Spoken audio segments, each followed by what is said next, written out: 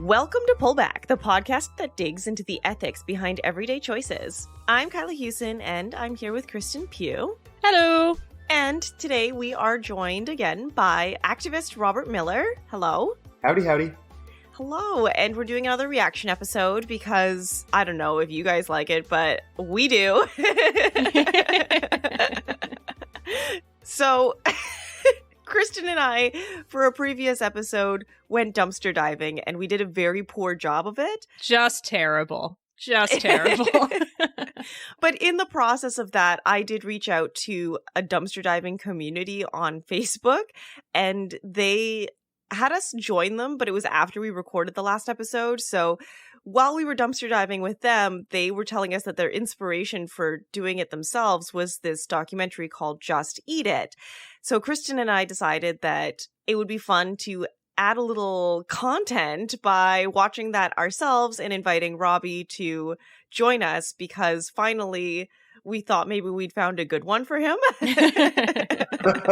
Yeah, this was great. This was something that I didn't hate, which is novel for things that I have read or consumed for this podcast. I know, we wanted to bring the listeners something new and different and exciting. So this is something that we actually would recommend everybody go watch. It's called Just Eat It. The link will be in the podcast notes. You can just look on your Apple device or your Spotify account or wherever you are, and you can go watch that movie right now. It's like an hour and 15 minutes long. Pause this episode and then come back. We'll be here. It's free and some nice CanCon, so. Yeah, I've got to say that it's also just like one of the nicest, like it's just visually stunning. Like I didn't expect like a mini doc that's like an hour and 15 minutes long about dumpster diving would be so just like visually gorgeous, but it is. I know, right? All of the aerial shots in the supermarket, I was like, damn, these guys they're going for it. This is very watchable. Yeah. Yeah, like I really liked all of the little interludes that they did of just like industrial processes and things. I was like, damn, this is some very high quality CanCon. Mm-hmm. Oh my god, the life of the pepper. Oh. We should maybe tell people what the documentary is about first. Yes. Mm-hmm. Yeah, Kristen, do you want to field that one? Yeah, for sure. It's a documentary that covers this Vancouver-based couple, and they challenged themselves to survive only on food waste for 6 months. So this is a couple that does much more intense challenges than Kyla and I do. But it didn't just mean that they dumpster dived. They had a few more rules that made it more reasonable. So they would only take discarded food. So in some cases, their friends let them clear out their fridge of things that they weren't going to eat. In other cases, they would pay for things at the grocery store, but it was stuff that they had confirmed was already culled, meaning that it wasn't going to be sold. And then in some cases, they did look through those dumpsters, or like they would get to the farmer's market at the end of the day and take stuff. But it covers that, and it also explores like the issue of food waste at the same time. Yeah, all through the supply chain, which I found really valuable. Just the visuals of all of the waste. I don't know, like we've done 2 episodes on this already, but it hadn't really sunk in for me. I need to watch more documentaries, I think, is the lesson I'm taking away from this. Yeah, my one complaint about this documentary was just that it didn't focus enough on legislative solutions. Like, it focused a lot on how consumers need to change, which is fair. Consumers need to change in a big way. But, like, we're also products of, like, the capitalist system, and I think it could have done a better job of showing how governments could make a difference. Yeah, I think the one weakness was in terms of just like, I didn't find really it did much for solutions at all. Like it wasn't really like a solutions focused documentary as much as it was just like what it would look like to dumpster dive and then also follow through so much of that food waste process. But yeah, it was a little, I think even from like a consumerist perspective, it was pretty weak on like actual solutions.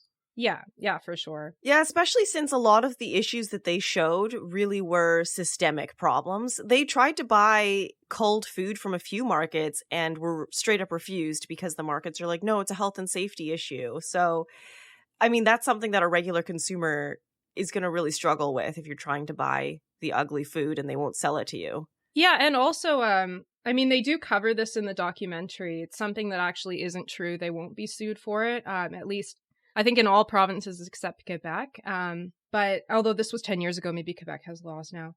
But that's something that in our third part of this series, we'll be talking about when we talk to a food rescue charity. They discuss why it's not the case that grocery stores can get sued for selling or for donating food that is sort of past its visual prime. Knowing that and then watching supermarkets refuse these people and citing like, oh, we could get sued, it made me angry to watch.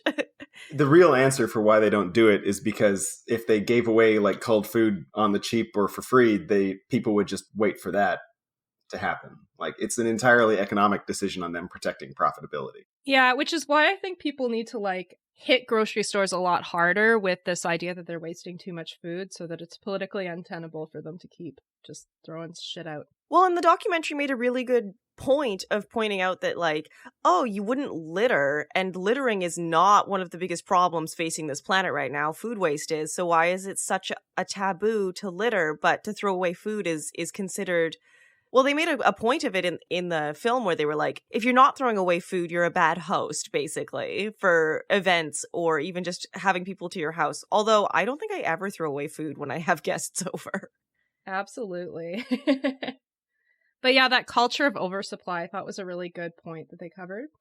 Do you guys have a favorite haul that they had or like favorite reason that something got thrown out? I'm asking because I do, but you guys do. Well, I think we might have the same one. I don't know. I really liked the way they played to the hummus. So they found like a truckload of hummus that was perfectly fine. And their reaction to finding it and the way that it just, you could see that, I don't know, maybe they were like playing it up a bit, but it was the moment for them that really solidified this idea. I think it's one thing to know food is being wasted and it's another to like viscerally feel it, you know? Yeah, that was my second favorite. My favorite was the big like cases of chocolate that they found. And when they were going through like the reasons that it might be thrown out, they eventually realized that the reason all of this like fancy organic chocolate had been thrown out was because it didn't have French writing on the cover. I think that may not actually be true. Yeah, I mean, I want it to be true. It's kind of funny. Yeah, I wanted it to be true as well, because that would be some really solid CanCon. But like, there's so many reasons why stuff like that gets thrown out. Most of it has to do with shelving space. That it's like, you know, they ordered all of this fancy chocolate. It's not selling as well as it needs to. And they need that shelf space for something else. And so they'll just dump it because like the profits lost on not shelving the hot product to keep something that's not selling well displayed is so high. So, yeah, I strongly suspect that the reason they came up with is not true. But that's the thing about waste is it's impossible to know sometimes why something was thrown away. That's perfectly fine. But Robbie, that's a really good point, is the dead space on shelves. If you have something sitting on a shelf that's not selling, that costs the company money. Yeah. But I do also have a favorite reason why things get wasted story. Mine was actually the bananas. And this is because there are actually two historical events known as the Banana Wars. One of them obviously is just like the American imperialism of forcing through like horrible fascist regimes in Latin America so that fruit companies could operate freely. Woo! But the second Banana War was a trade war between the EU and the US that happened in like the late 1990s. And that's why the EU has all these like weird fucking rules about bananas. Because the EU has like a couple of colonies in the Caribbean that are like fairly minor banana producers, but they wanted to like do a little bit of protectionism and like, you know, that kind of stuff. And the US, despite the fact that the US itself does not export any bananas to Europe, sued them at the WTO. And the EU was like, well, okay, so we'll stop being outrageously protectionist and instead we'll just like create all these laws around bananas that are so arduous that no one else wants to export bananas to us. And that was how they got around that WTO ruling. But yeah, it was entirely because like US fruit companies operating out of like Caribbean countries that the US has colonized were mad at the EU. And so the US took the case to court rather than like Barbados or something. Yep. That's my favorite story about food waste because it is imperialism and colonialism and food waste all wrapped into one very obscure historical event. And you get to say Banana War, which is just a treat. Banana War. That's my second favorite war, next to the Emu War. Oh, That in is the Australia? best war. Yeah. Yeah. Yeah, which I think the Australians badly lost that one. They did. It took 2 waves. Constant vigilance. When I saw the hummus bin, I was just like, I want to swim in it. Yeah. I was just impressed with all of the ways that they thought to find food waste, because Kristen and I now I feel lazy because we just looked in a few dumpsters. Yeah. But when they went to Victoria and they had to live at their friend's place or their family's place for like a week, and they were like, we don't want to dumpster dive this whole week. And that's when I think they started going to the grocery stores and asking for the culled items. I was like, oh, that's so smart. And when they found the pizza photo shoot where they were doing like advertisement photos of pizza, Yo, and that so was there's just wild. all these pizza ingredients that were like perfectly sealed that just didn't get used in the photo shoot that were thrown away. I was like, that is a stream of waste I didn't even think of. Yeah, one of the hacks that they had that I thought was really good was putting that Eat Me First bin in their fridge. Oh, I loved that. I think I'm going to do that, actually. Me too, yeah. Anything that's like about to go off, put it there. Yeah, and then you just got to cook around that. So smart.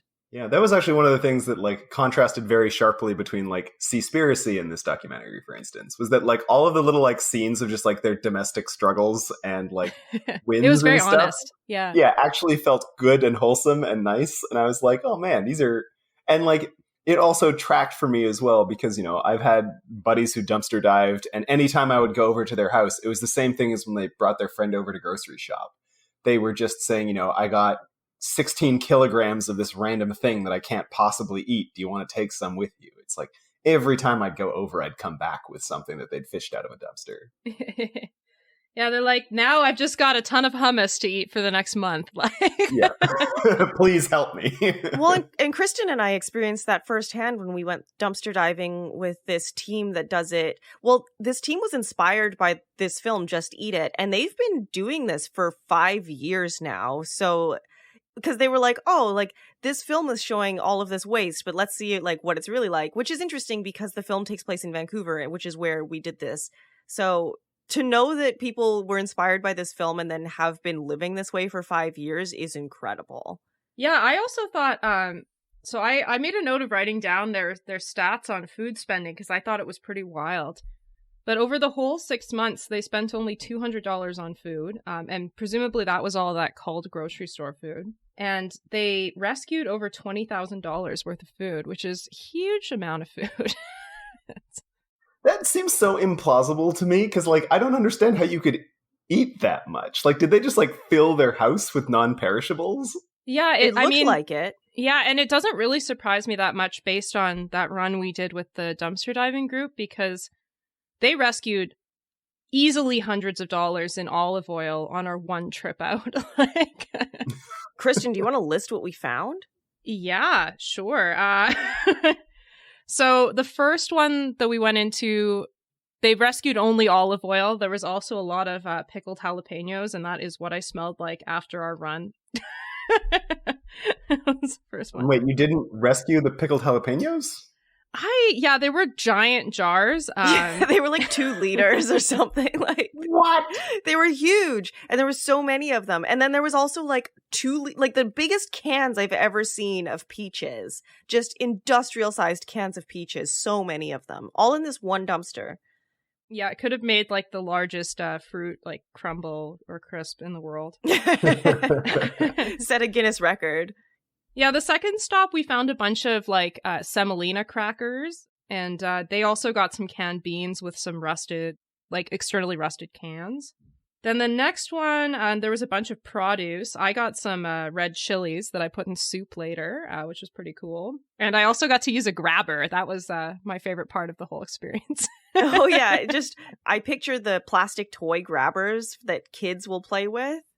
It's like 2 claws. I don't know if I'm describing it right, but hopefully people are picturing it. Yeah, they're basically was the same as fun. the garbage picker-uppers, but hopefully a little bit more like substantial.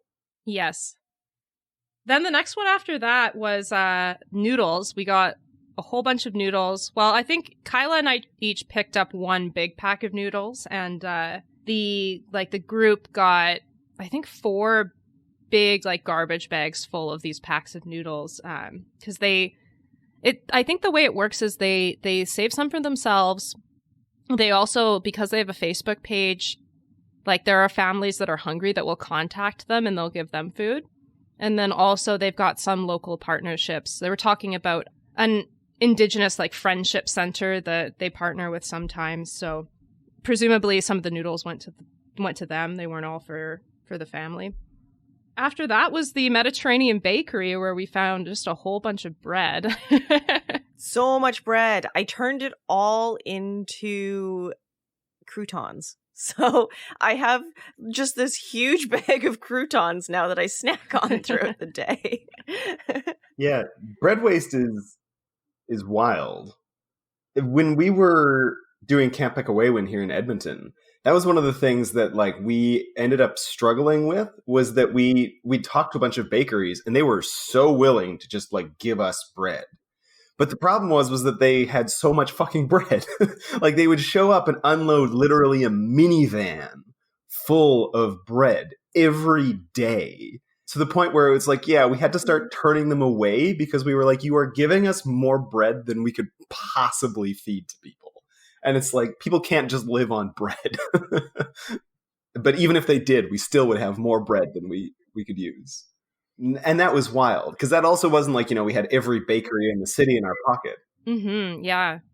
What I thought was wild is like the bread dumpster, I think, was the one that the group was most worried about, because they were really sort of defensive about throwing out their bread. Apparently it had been locked previously and like it had just recently been unlocked. So I don't know. These people were very serious about not getting their bread that they're just going to throw it anyway eaten. But the last dumpster that we went to had kombucha and almond milk. So Kyla took some almond milk. Did you try the kombucha, Kyla? I thought it was terrible. Yeah, my partner really liked it. Lavender and chamomile. I mean, it's fine. There's nothing wrong with it. You just have to really like kombucha. Yeah, it was. I'm not a huge chamomile person, and I was like, this kombucha does not taste very nice, but not because it was in a dumpster, just because it was not kombucha that I cared for. Yeah, we found out why it was in the dumpster, which is that it tasted bad. Yes. Yeah, the almond milk that I got was fine, but it's the same sort of thing that you experienced, where I was like, this isn't this isn't my favorite flavor of chocolate almond milk. I'm really particular about my chocolate milk. But it was totally fine. Chocolate milk connoisseur over here. I hate to brag, but so yeah, we had a really interesting experience. It was really, I mean, I think because we didn't watch the film before going out, I think we were both a little surprised by how much we found. And then to watch the film and realize that, oh, we didn't even scratch the surface. Yeah. What I also thought was really interesting, because when we just went out and did dumpster diving and had no success, we had zero strategy, and we had just kind of gone to dumpsters behind a busy street in Vancouver, which is not the strategy at all. The strategy that this guy used and that the documentary used was going to like wholesalers in industrial areas where they're not as used to. First of all, there's like fewer people that are like experiencing homelessness that are there. So there's not as much defense around the dumpsters, but also there's a lot more food, because you have to be able to drive to these areas. So you have to have a car to get there. And it really yielded a lot of food. They also had like a bunch of tools that they brought with them that we did not think to bring at all. Just like simple things like you have to have a knife because you're going to be opening a lot of boxes. Just makes sense to me. We didn't think about it at all. Yeah, and like the issue of grocery stores locking their bins can get like pretty intense. There was a case, I think maybe in Portland, somewhere in the northwestern United States during the early part of the pandemic, where there was a grocery store that had like a power outage. And so they had to throw out everything from their fridge section. And, people were like, holy shit, there's a whole dumpster full of like perfectly good food that's just being thrown out, I think like a Kroger's or something. And it ended up becoming like a standoff where the grocery store called the police, and you had like 24 police officers surrounding this dumpster, preventing hungry families from taking food out of it. It was possibly one of the wildest things that I have seen in terms of both like food waste and the police state interacting with each other. Yeah, it's like strong evidence of how the police most of the time are there to protect like property interests more so than like public safety. Yeah. Yeah, but now whenever I think about locked grocery bins or like grocery store dumpsters, that like the image that comes into my mind is that it's like, this is so unnecessary. So just to go back to the film for a moment, can we talk about that jacked celery farmer at the very beginning of the film? Did you guys notice that? That guy was ripped. He's like, Yeah, wow. I mean, he was making a really good point about how much celery is wasted, but I couldn't stop looking at his arms. Yeah, they picked some delightful farmers to talk to. I think one of my favorite sections actually from the film was when they discussed gleaning, which for those who are not familiar was basically a practice in a lot of sort of feudal Europe, where either sort of the indigent poor of a locality would be allowed to sort of like pick through the fields after the farmers had gone through, just to like grab whatever was left. Or actually, in a lot of cases, it was literally that if you were sort of like a tenant farmer on church property, you were directed to leave a section of your field unharvested, specifically so that poor people could just come and take from the fields what they needed. They really sort of like undersell how important gleaning was in the film, because they go through a church organized gleaning group that just goes out into the fields of farmers and collects produce that they didn't get when they were harvesting. Because as the super jacked farmer points out, it's actually quite expensive labor wise to like gather up all these little like food scraps that are left in the field, despite them all being good. So yeah, they go with a gleaning group picking sweet potatoes, and like, yeah, this was a huge part of just like how feudal Europe kept people fed.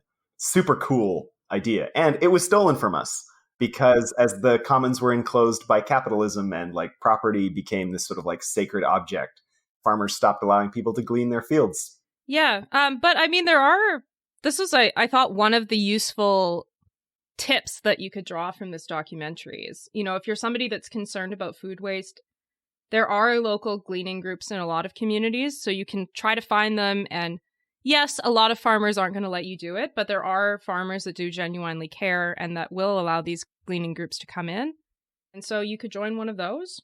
That's helpful. Or start one. Yeah, definitely. One of my favorite moments from that scene was watching, they didn't even comment on it, so I think it's just the filmmakers having a great sense of humor. This little boy trying to fill his bag with a sweet potato, and he keeps dropping it, and they like leave it on that scene for like so long, a really long time.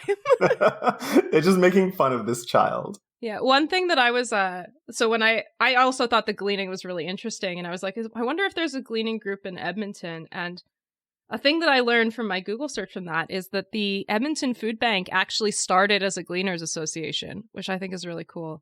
Oh. Yeah, fun historical fact that I found out. It's also one of the things where I'm like, it also feels like gleaning would be less successful in Edmonton, because I'm like, what are we going to do? Go out and like glean wheat? And canola? Like onions, your favorite. Yeah, my favorite onions. I really liked the moment in the film, just kind of near the beginning when they first started their challenge, where he was explaining how he was in a dumpster and it was like one of his first times, and the person in the market came out and dropped a bag of garbage on his head. And just the moment where he was like, this fucking sucks. And it's like, yeah, a lot of people get their food this way. So I don't know. I thought that was a really interesting moment as well in the film. Yeah. And also highlights that theme of like shame and food reclamation, which is, it's something that it was a key theme when we were talking to the dumpster diving group that we went out with. This like dilemma that the person that we were going with is a father and is doing it for environmental reasons, really hates the food waste. But there's sort of a reticence to like take the stuff that they get and his kids bring it to school and stuff and for them to talk about what they're doing in the evenings and stuff, because there is this stigma and this shame around it. I just think that's a really interesting thing. He doesn't want social services knocking on his door because his kids are eating out of a dumpster, you know? Yeah, exactly. Even though the food that they're getting is amazing. Mm-hmm. Yeah, and they're doing it. I mean, it's an environmentally good thing to be doing. Arguably, there should be sort of a lot more food reclamation that happens, and there shouldn't really be this shame around it. But I mean, definitely it was the stereotype that I had going in, and it was why maybe I was so anxious to even try this challenge, is like this idea that, dumpster diving is a thing that people do when they have to, and there's like some shame attached to it. So that's something that at least emotionally I've been reckoning with over the 3-part series we've been doing. Yeah, it's really interesting because now I view it in a way where I'm like, oh no, we're doing the right thing by doing this. There should be no shame attached to it. The food that I'm not going to eat, I'm at least going to put in the compost, which is much better than sending it straight to landfill in its packaging, which is what all of these companies are doing. Yeah, and that's why I also thought that hierarchy of food uses that they talked about was really helpful. This idea that first try to feed people, then feed animals. If you can't, like, use an anaerobic digester and try to get some energy from it. If you can't, then compost it. And at the very last 2 steps are landfill or incineration. But then instead of the pyramid being like people at the top and incineration and not landfill at the bottom, it's reversed. So more of food is being landfilled and composted than it's like feeding people almost. Yeah. They had a stat in it from the States. And again, this is 10 years ago. It might be slightly different. Composting is a little bit more fashionable now. But at the time, they said 97% of food waste in the U.S. ended up in either landfill or an incinerator. So really just highlights how flipped that pyramid is right now. Yeah, there's actually a few stats in that documentary that I wrote down, which I think the one that upset me the most was rich countries have 150 to 200% of the food that they actually need. So we're stocking more than twice as much food as what we actually would need to eat and survive. And so much of it is being thrown away. And it was all really made clear to me in the scene in the film where the guy is eating yogurt and he's like, I don't even like yogurt, but we've got a fridge full of yogurt that we rescued and I don't want to waste it. And he's put on like 10 pounds during this challenge because he's just trying to eat all of this food, but there's just so much of it. Yeah, I liked how they saved all of that chocolate for Halloween and then they didn't have enough trick-or-treaters. They're like, damn it. I'm wondering how many of those parents are watching the documentary after the fact and being like, wait, those people gave my kids dumpster chocolate. Yeah, there was one stat that I was looking at that originally I didn't feel like it was all that. I was like, why did you include that in the film? But it was when they pointed out that 4% of US energy use just goes to food waste. And at first I was like, that doesn't sound like all that much. That's not a big deal. And then I'm thinking about it and I'm like, actually, that's ridiculous. It's a measurable amount of electricity and energy use just ends up in a dumpster. Yeah, and I might be wrong on this, but I think it's actually more now.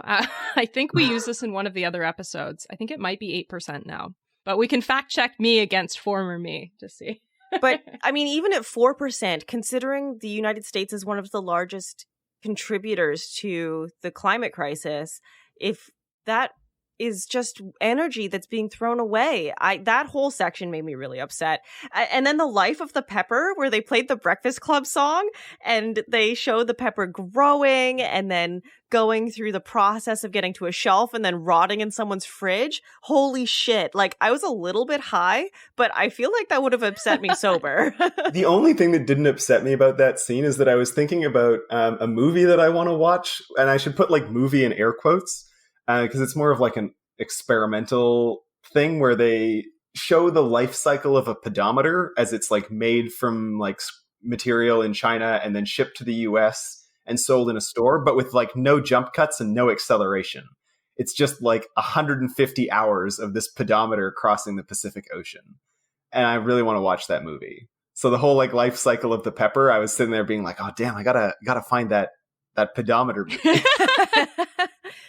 No, the pepper thing just it crushed my soul. I was like, oh, my chest hurts watching this. Yeah. And I thought that it was good that the documentary too, it was sad, the life cycle of the pepper, and we should definitely waste fewer peppers.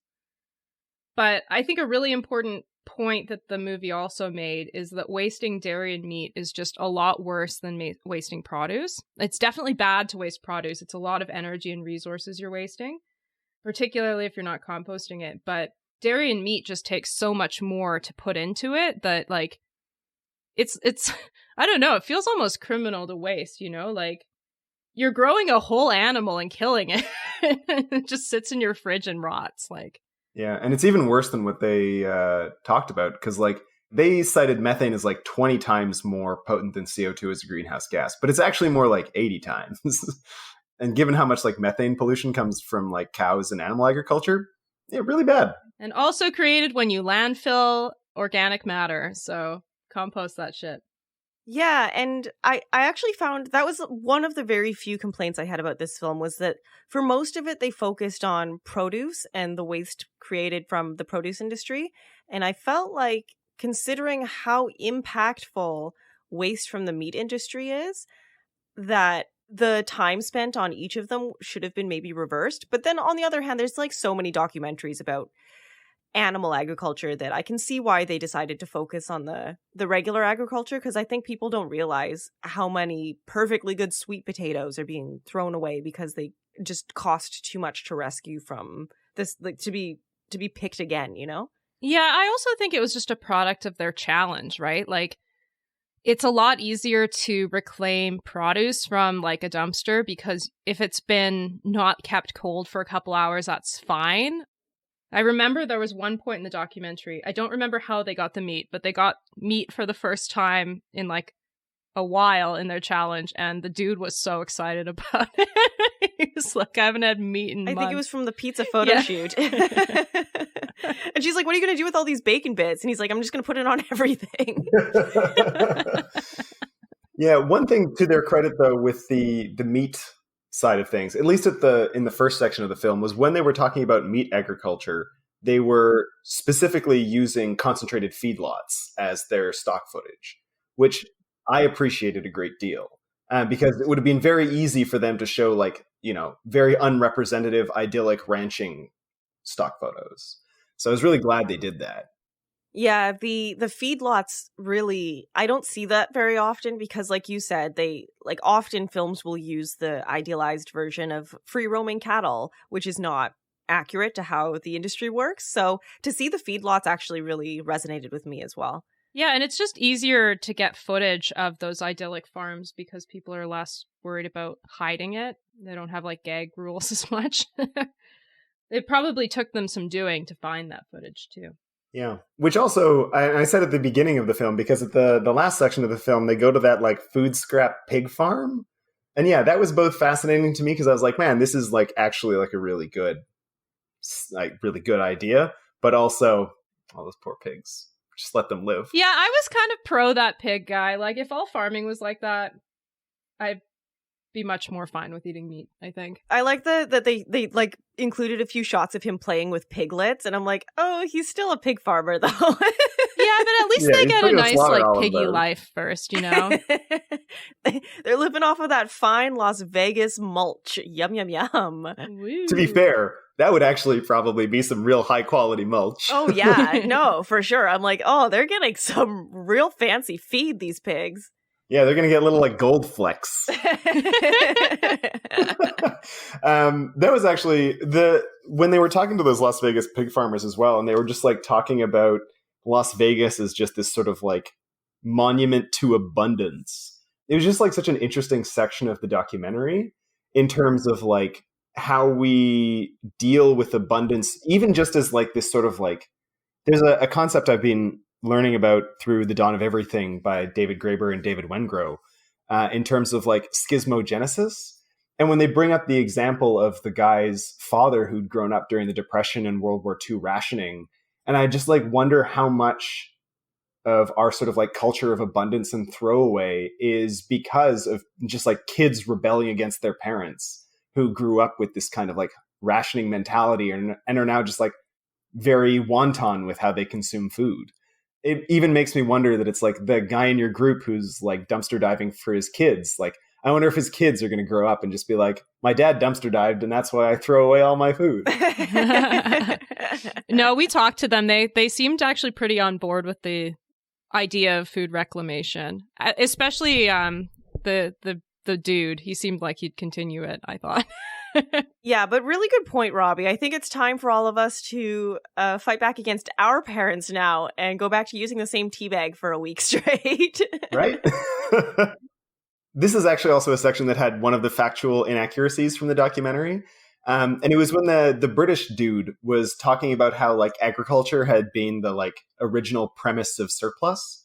And this is actually just factually untrue. And it's interesting that this was like a Vancouver film production because like the potlatch culture in West Coast was like all about abundance and surplus and generosity around that. And that all existed without agriculture. One of the weird little like factual inaccuracies from the documentary where I was just like, no, actually you don't need an agricultural society to like have massive surplus and to have more than you need. It turns out that nature can just be quite bounteous if you have good relations with it. There's another tip that I thought was really useful from the documentary.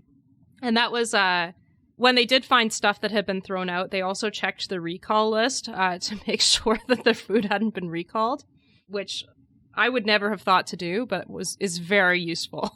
Make sure your food hasn't been recalled if you're going to go dumpster diving and eat from it. Yeah, I really liked that point too. I found the film mostly extremely thorough, especially considering its length, which is just an example of how the last one we watched, Seaspiracy, was not thorough at all and longer somehow. Yeah, it's like this was the one factual inaccuracy that I was like, oh yeah, that's clearly false. And then the methane thing was, I think it was just made 10 years ago and we didn't know better at the time how potent methane was. And it's like, those are the only two like things that I was in my notes being like, this is an important correction.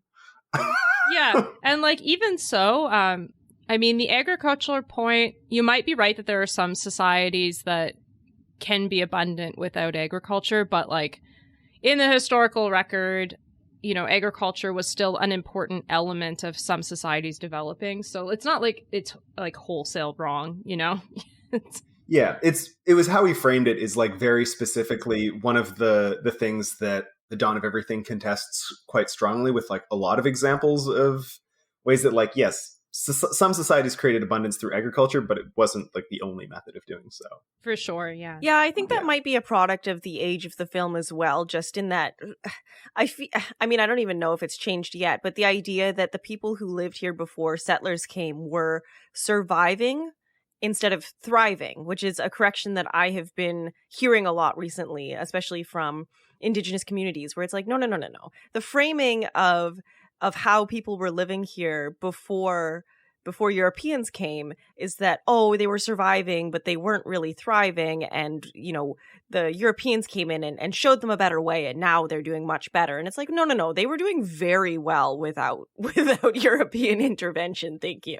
And also Europeans were doing very badly. They had no trees. Everything smelled like shit. Everybody was sick all the time. Yeah. But it's that narrative. It's that narrative of, oh, you know, nobody could have had surplus of anything without agriculture. And I think maybe that's something that's starting to change. Yeah. Mm-hmm. Yeah. Yeah. If you want lots of good examples of that kind of stuff, book recommendation for The Dawn of Everything. It's fantastic. Because, yeah, even to the extent that like Indigenous critiques of European society was like one of the foundations of the Enlightenment that people worked very, very hard to erase from history. Yeah, definitely. Here's another thing I liked from the documentary. Did you guys remember when they were talking about the Quest grocery store? Oh, yes. Yeah. Yeah. I thought they were super cool. For those who haven't seen the film and are just listening to us, it's a grocery store that sells low-cost donated food to people who sort of apply and can show that they're on a low income. The idea is that it's not just a store for everybody, so that you get grocery stores that are willing to donate to it, and that it's sort of serving the people who need it the most. And they cited that the grocery store saves $4 million a year in food, which is pretty impressive. Yeah. I really like that as like a way that we can look at like what happens if we decommodified food to a certain extent. Like I thought of Quest and I was like, oh, this is a food library. And it's great. It's such an interesting idea as well. Someone that I've been talking to here in Edmonton who's been looking at trying to do food rescue to feed people who are unhoused is looking at it in terms of like writing off. So spoiled food is a write-off and like culled food is a write-off for grocery stores, but it might be better if they can write it off as like a charitable donation. And so trying to figure out ways to like create additional food rescues using that kind of framework. Yeah, actually, our food rescue episode is about an organization that does exactly that. So stay tuned for part 3. Although in that episode, I did ask her, about grocery stores giving their food away and how in her case, they stipulate that the food can't be resold. So it was interesting to see. It can be resold. It can't be resold at cost. Oh, okay. So maybe then they are supplying places like Quest. Because I really liked the Quest idea, a grocery store where you still buy the food. It's like a step between a regular grocery store and a food bank, Yeah, I'm not sure whether the Quest case would count. It would be interesting to see, but definitely. The interesting thing about the Quest example is that it was really wholesome and heartwarming, and yet the warehouse supervisor was still like, oh, we have to turn away so much food that gets donated because we just can't fit it on the shelves. And it's like, we should have laws against this. Why is so much food being sent to the landfill? Yeah, it's so interesting how, like, over this whole series, we've been looking at different kinds of solutions, and they're all kind of like kludges, these like small solutions that are trying to fix this overarching problem that we're treating food as a commodity that can be easily wasted. And so like every solution has to fit within that framework. Even the Quest grocery store, like they have to have those income limits because the donation model really wouldn't work if they were able to sell to everybody, right? So that inherently limits how effective they can be and means that they're always going to have to turn away food that otherwise could be reclaimed, Like, I think the film, I don't know if they suggested this or if I had high brain and it gave me the idea, but the idea that if you waste food, you should be charged for it. So if you go to a restaurant and you order more than you can eat, the restaurant should be fined for all the food they throw away, which might encourage restaurants to have smaller portions or encourage people to order a few dishes that are small instead of one giant dish, Yeah, I think they were talking about that in terms of all you can eat sushi, which is it's a great rule. 10 out of 10 rule, yeah. Yeah, this wasn't so much like an inaccuracy, but at the very end of the film when the British guy is talking about like how so many of these problems can be solved by like tweaks to the system, I was just like, but none of what this documentary has shown so far seems to indicate that. Like, there are so many ways that it demonstrates that it's just like, yeah, trying to do little like tweaks here and there isn't going to be enough because of just the monumental scale of food waste. That at a certain point, there does need to be like a transformation in how we view food as a commodity. Even when the warehouse manager was talking about how, and they were sort of like going through the warehouse industry where it's like, yeah, if something is like dented or damaged, the only option for that warehouse that's economically feasible is to throw it in the garbage because it would take so many man hours to like, repackage it or something.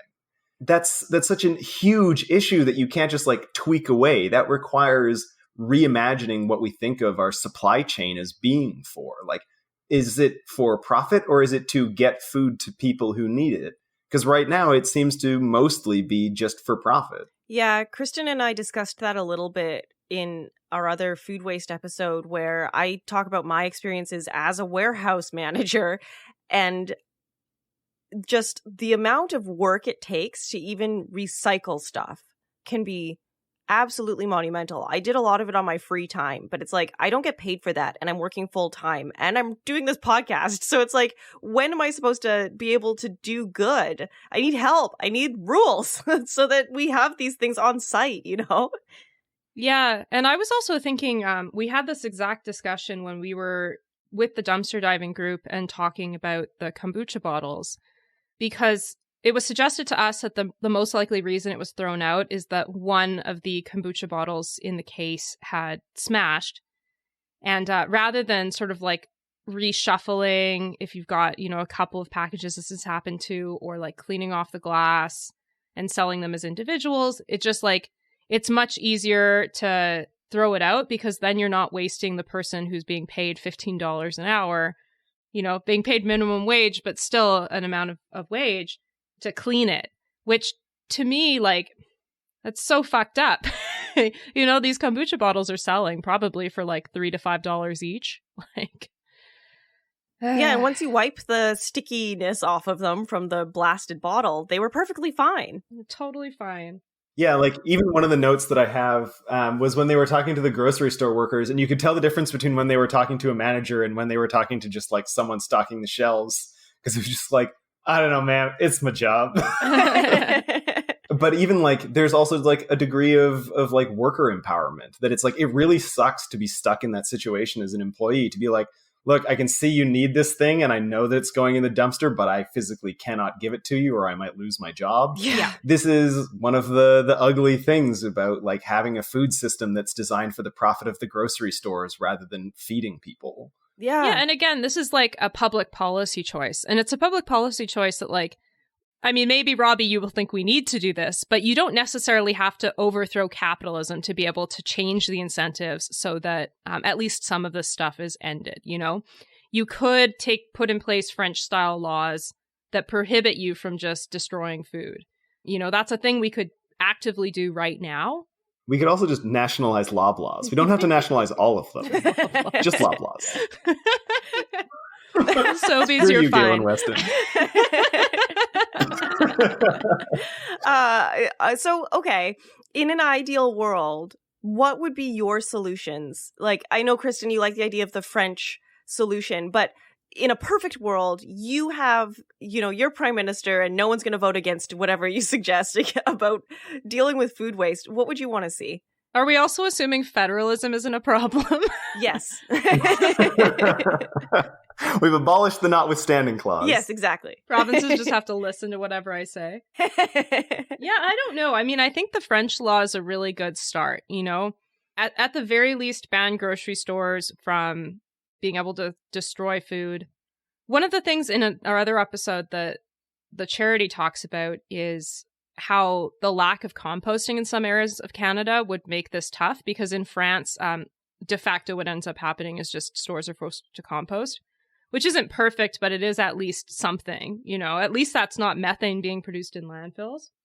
So maybe I would also implement some sort of sliding scale where you'd get maybe some kind of incentive in the system if you're actively donating, and really steep fines for destroying food. And I'd also establish a regulatory organization that is like effectively going out and checking. Because if there's one thing I've learned over the pandemic, it's that government policies are somewhat effective by just being enacted. But if there's not enforcement, like there are lots of places in Alberta right now that are not checking vaccine status when they should be. And it's because there's not enforcement. So regulators are an important part of that.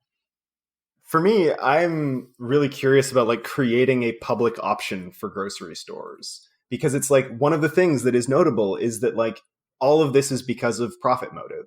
So if you create a public option, like non-profit grocery store, what does that look like in terms of food waste? And it's one of those things where it's like, yeah, if you're a public option and your entire purpose as an organization is feeding people, then yeah, you just put all the culls at the front of the store and you say, if you need it, take it. And I think that would make such a huge difference, would even just be having like a non-profit driven public option for food. Yeah, the tricky thing with that though, Robbie, is you'd still need to be okay with it being at a loss, which politically we'd have to change how we think about government-owned businesses, you know? But all of this food waste is already at a loss. Like that's one of the things that I think is notable, is that like you can still... normal grocery stores still do this. They just write off the cull as like unsold produce or products. No, I know, but it would eat into profits if you were allowing people to cull, which I think is great and it should be. But the public would have to be okay with the fact that this nonprofit grocery store probably would either net even or it might even lose a little bit of money, which I think is great.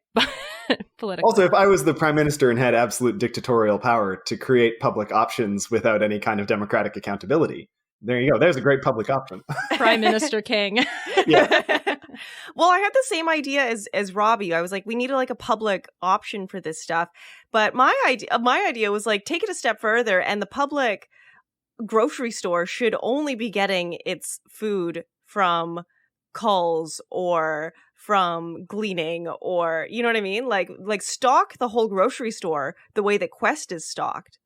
Yeah, for sure. Especially if you can create the infrastructure to pick it up. Because like that's also one of the challenges that we've had, even like operating as like a relatively small group, is that it's like we have lots of people who want to donate things to us. But it's like the infrastructure of actually like getting it and preparing it is so arduous that it doesn't even make sense. So that would be my suggestion is we should have a nationalized Quest store where every city has at least one. It's run by the government. Maybe you still have to pay for stuff. The culls are put at the front, but everything is either donated or rescued. Yeah, I think if you have a section that's only donated or rescued, because there is still going to be a stigma around that. People aren't going to shop there. So if you want it to be the grocery store of choice, you make it the most competitive grocery store. You don't care about running it at a profit. You make it always the cheapest food. Yeah, you have that culls at the front for free. Well, as Prime Minister King, I just outlaw all other grocery stores, and grocery stores can't be for profit anymore. There we go. Never going to get reelected, Kyla. Dictatorship of the proletariat grocery store. Amazing. Does anyone have any final thoughts on Just Eat It or food waste in general? I just wanted to say that when he was helping his brother move and they were going through the fridge, that was extremely like, that was a really bad vibe because that reminded me a lot of like my roommate and I when we were moving out, just like dealing with this gigantic fridge of like food that we don't know what it is or why we have it. I found that so relatable, especially when they were talking to his brother and he was like, yeah, you're just out, you're busy, you don't think about what you have at home and plan meals around that. You're just like, oh, let's have this for dinner tonight. You pick up the ingredients and you fill your fridge and then you never use those ingredients again. And as somebody who, I don't waste very much food, but I still feel that. And I was like, oh man, I am being called out right now. And I feel like so is literally everyone else. Like that guy had no shame in admitting it, and he shouldn't, because it is not just him. Yeah, for sure. And it's partly that we're all so time poor. Mm-hmm. If we maybe shorten the work week to like 3 or 4 days, then maybe people would have more time to meal plan. One of the takeaways I wanted to have was I thought they had a really useful set of things that regular people can do if they want to take the first few steps in reducing food waste. So one of them for them was use freezers more. So anytime something's about to go off, freeze it. Plan meals and shopping lists. So either if you're going to do a weekly grocery shop, really plan out that weekly meal plan, or you can shop for less food more often. So I kind of am more on that model where I go every couple days, but it's only to pick up 1 or 2 items that I know I need because I'm planning around what's already in my fridge, which is their third tip. Don't plan your grocery trip based on the meals you want to have. Plan your meals based on what you already have in your fridge, and then have that eat me first bin in the fridge. Yeah. And I think part of it is also just like ask. Like go to your grocery store and ask. Because I know that like there was a lot of public pressure that created this sort of like imperfect vegetable bags that you can get now. And I love those. I get those every time. One of the other things that you can do, which couldn't have been in the film because it's kind of new, the film is like 5 or 6 years old, is an app called Flash Food, which grocery stores will put on food that's about to be culled, and so you can just like go into the store and pick it up on the cheap. Works really well. My sister has been using it for the last couple months, and like she's gotten kilograms of bananas for a couple of cents. It's pretty wild what you can get, and so yeah, that's a really cool app for reducing food waste. You can also get like really creative with food stuff as well. Again, if you're not time poor and have the ability to sort of like go out, get stuff on the cheap, and then have the time to turn it into something else. She's been making banana wine, which is excellent and something I never would have thought of making. That's amazing. Banana wine? Right? Oh, it's delicious. And so yeah, it's also like getting creative with the food you're cooking is also a really great way to help reduce food waste. Okay, cool. So we have lots of suggestions for what we can do at home. Kristen and I would recommend trying dumpster diving if you have a community in your area that you can join. It was much easier to do with friends who knew what they were doing than doing it by ourselves. So we really recommend that. We found our group on Facebook, but if you just look up dumpster diving or freeganism, it's all something that you could really look into. And it's very eye-opening. It's something that it's one thing to know about food waste, it's another to just experience it and see it. So we found a lot of value in that. And then there's also all of the other suggestions that we've made. So there are actually like real things that people can take away from this episode. Yay. But also, of course, still write to your representatives and be like, food waste is a problem. Please deal with it. It would be a huge step towards dealing with climate change, which all of the politicians love to talk about now. And it's like, here's a solution, you guys, that pretty much everybody could get on board with. So here's a solution that won't cost the government any money. You don't have to run it through finance. Thanks for joining us, Robbie. It's always a delight to have you jump in on our, I guess you're just our reactions person now, which is very fun for us when we need a break from research. Apparently, I'm an excellent critic. So. Thank you for that. And I don't know if this actually counts as a break because we ended up doing 3 episodes on food waste when we intended to do 1. So stay tuned, listeners. We have ideas for days. We will literally never run out of topics until climate change is solved, and so is inequality worldwide. So actually, I would love to stop our podcast. If all of that happens, then I will gladly retire. And that's it. We'll catch you on the next one. Have a good one. Bye. Bye.